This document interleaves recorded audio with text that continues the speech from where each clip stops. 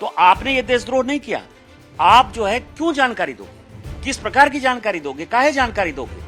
तो जिस तरह की एग्रीमेंट कांग्रेस करती आई है, जैसे सिंधु जल समझौता है, वर्ल्ड बैंक के दबाव में आपने कर दिया। हमारा पानी, जो हमारे किसानों को पानी नहीं मिल रहा है, उनको खेती का पानी नहीं है, पीने का पानी नहीं है, आपने उसको एग्रीमेंट कर दिया। आज हम जो है उसको केवल सस्पेंड कर पाए ना, हम उसको यदि कैंसिल करना है तो कैंसिल करने के लिए लाखों चने चबाने पड़ेंगे। भारतीय जनता पार्टी के वरिष्ठ नेता निशिकांत दुबे जी हमारे साथ हैं। उनके एक पोस्ट से कांग्रेस पार्टी जो है वो बौखला गई है और लगातार उनके ऊपर हमलावर है। निशिकांत जी, आपने एक पोस्ट किया, फैक्ट के साथ किया। आपने कहा 1991 में जो एग्रीमेंट साइन हुआ था उनकी समर्थित सरकार थी कि उस दौरान उन्होंने कहा कि हम जानकारी साझा करेंगे। लेकिन कांग्रेस पार्टी ये कह रही है कि निशिकांत दुबे जी तो पूरे रिसर्च के साथ आते हैं, लेकिन इस बार उन्होंने तैयारी नहीं की। ये पूरा जो एग्रीमेंट था वो पीस टाइम का था, वॉर टाइम का नहीं। पीस टाइम और वॉर टाइम क्या होता है? 47 से हम उससे लगातार युद्ध कर रहे हैं। कौन ऐसा साल हुआ कि हम उससे लड़ाई नहीं किए? कब ऐसा हुआ कि राजौरी, पूंछ और ये जो पूरा जम्मू का जो सेक्टर है हमारा, वहां गोलीबारी नहीं हुई? कब ऐसा हुआ? एक साल बता दीजिए 1947 से लेके हम ये 2025 में बात कर रहे हैं, एक साल ऐसा हुआ कि हमारे सिविलियंस के ऊपर जो है उन्होंने वार नहीं किया, या हमारे यहाँ आतंकवादी घटना नहीं हुई? हमारे यहाँ पिछला 10 साल यदि छोड़ दीजिए तो, लेकिन इसके पहले भी कश्मीर में जिस तरह का स्टोन पेनिट्रेट करते थे या उसको फेंकते थे, तो वो सब कौन से लोग थे? तो उसी तरह के तो लोग थे। तो आप ये समझिए कि कौन सा पीस टाइम था उसके साथ। 1999 में भी आपको पता है कि हम कारगिल युद्ध उनके साथ लड़ते रहे हैं। हमेशा जो है हमने पाकिस्तान को जो है यूएन के फोरम में जो है प्रत्येक साल वो कश्मीर के मुद्दे को उठाता है और हमेशा उसको हम आतंकवादी राष्ट्र की तरफ जो है घसीटते हुए ले जाते हैं। तो पीस टाइम क्या होता है? ऊपर से जहां तक सेना का सवाल है, नेशनल सिक्योरिटी का सवाल है, ये चर्चा कभी पार्लियामेंट के अंदर भी नहीं होती। कहा जाता है कि राष्ट्रीय सुरक्षा का सवाल है, ये हम डिस्क्लोज नहीं कर सकते। और सभी मेंबर ऑफ पार्लियामेंट, चाहे कांग्रेस के हों, बीजेपी के हों, सीपीएम के हों, सीपीआई के हों, सभी इस चीज का पालन करते हैं। लेकिन आप एक एग्रीमेंट साइन कर लेते हैं और कहते हैं कि हम 15 दिन पहले आपको बता देंगे कि हम मिलिट्री एक्सरसाइज कहाँ करेंगे, हमारी फोर्स डिप्लॉय कहाँ होगी, हमारी मूवमेंट कहाँ हो रही है, आर्मी की, नेवी की, एयरफोर्स की। 1991 में एग्रीमेंट करते हैं। मैंने देखा कांग्रेस के प्रवक्ता लोग जो है पढ़ता लिखना तो बंद कर दिया है कांग्रेस के लोगों ने, इसीलिए राहुल गांधी को भी गलत ही फीडबैक देते हैं। ठीक है कि ये 6 अप्रैल 1991 का एग्रीमेंट था, लेकिन आप देखिए कि उसका दूसरा पन्ना उन्होंने पढ़ा ही नहीं। उस दूसरे पन्ने में लिखा हुआ है कि 19 अगस्त 1992 को ये इंप्लीमेंट किया, एक्सरसाइज में आया है, और इसको यूएन में जो रजिस्टर करना पड़ता है ट्रीटीज को, क्योंकि कई एक लोग जो है इंटरनेशनल कोर्ट जाते हैं, तो वो 15 दिसंबर 1994 को किया। 92 में किसकी सरकार थी? नरसिम्हा राव की सरकार थी कि नहीं थी? आज कांग्रेस के जितने करपरदार आका हैं वो उस सरकार में मंत्री थे कि नहीं थे? 94 में किसकी सरकार थी? तो कांग्रेस ने वोट बैंक की पॉलिटिक्स के लिए, पाकिस्तानी वोट बैंक के लिए, बांग्लादेशी वोट बैंक के लिए इस देश की सुरक्षा के साथ बड़ा खिलवाड़ किया है, देशद्रोह किया है। और एक इंक्वायरी कमेटी बैठनी चाहिए कि किस परिस्थिति में एग्रीमेंट हुआ है, और जो भी एग्रीमेंट के जिम्मेवार हैं उनके ऊपर ट्रीजन का केस चलना चाहिए। निशिकांत जी, आपने पेज 1 को दिखाया, लगता है पेज 2 उन्होंने देखा नहीं। वो कह रहे हैं कि निशिकांत दुबे जी को ये बताइए आप कि 1991 में हमने सपोर्ट विड्रॉ कर लिया और उनके साथी नीरज शेखर जी अब उसी पार्टी में। आपने पेज 2 दिखाया, लगता है पेज 2 तक उनकी नजर गई। वो पढ़ते ही नहीं ना, ऊपर ऊपर देख लिया उन्होंने।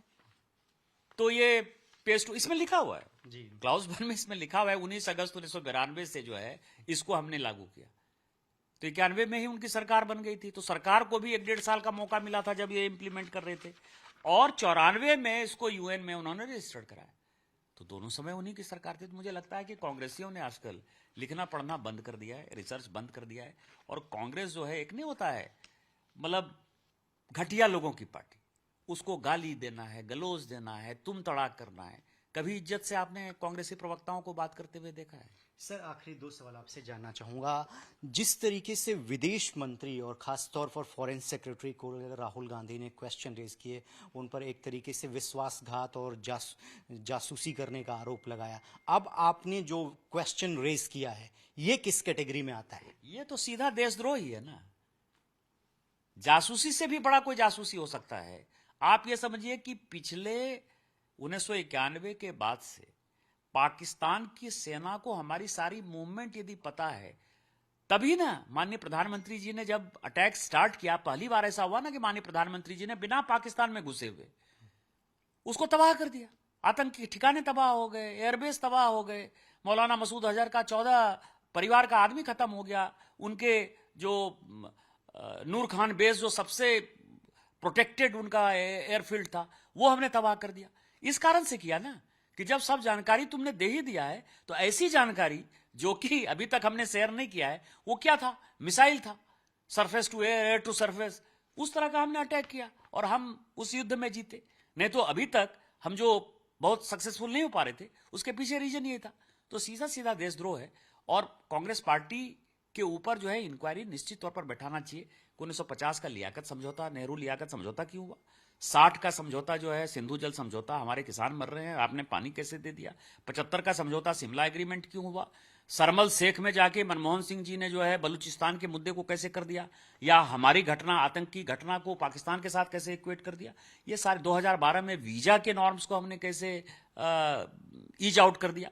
ये सारे चीजें ऐसी हैं जो कि अब वक्त आ गया है जनता को भी बताने का और कांग्रेस पार्टी को एक्सपोज करते हुए उसके ऊपर इंक्वायरी बैठाने का। मेरा आखिरी सवाल सर, भारत सरकार का जो प्रतिनिधिमंडल है अलग अलग मुल्क में जाकर पाकिस्तान को हमने कैसे बेनकाब किया, टेरर स्टेट है, उसको लेकर डॉजियर डॉक्यूमेंट्स शेयर किए जा रहे हैं, लेकिन कांग्रेस पार्टी के प्रतिनिधि भी उसमें हैं। बावजूद इसके कांग्रेस पार्टी का जो ऑफिशियल स्टैंड है, कल पार्टी ने कहा कि ये एक पीआर एक्सरसाइज जो है वो भारत सरकार करा रही है डाइवर्ट करने के लिए, क्योंकि पहलगाम अटैक के जो आरोपी हैं अभी तक गिरफ्तार नहीं हुए, उस पर सरकार कोई बात नहीं कर रही है। देखिए 1947 से लेके 2025 तक 60-65 साल तक कांग्रेस ही शासन करती रही।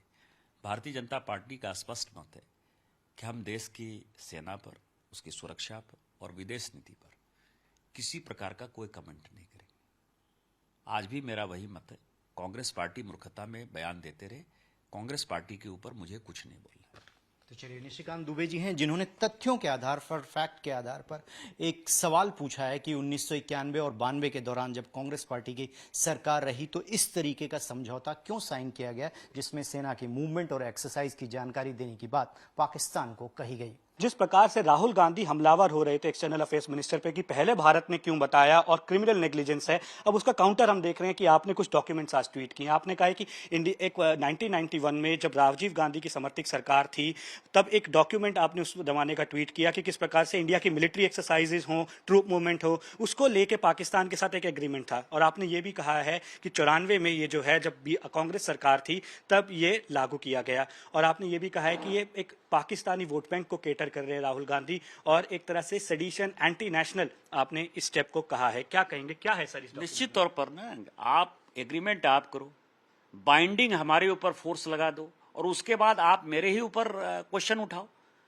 आज ये जो 1991 का एग्रीमेंट है जो 94 में इंप्लीमेंट किया नरसिंह राव की सरकार ने, वो क्या कहता है कि आप किसी प्रकार की कोई एक्सरसाइज करोगे, मिलिट्री एक्सरसाइज करोगे, ट्रूप की मूवमेंट करोगे, एयरफोर्स की करोगे, नेवी की करोगे, आर्मी की करोगे, आपको 15 दिन पहले जो है उसकी जानकारी दे देनी है। तो आपने ये देशद्रोह नहीं किया। आप जो है क्यों जानकारी दोगे, किस प्रकार की जानकारी दोगे, काहे जानकारी दोगे?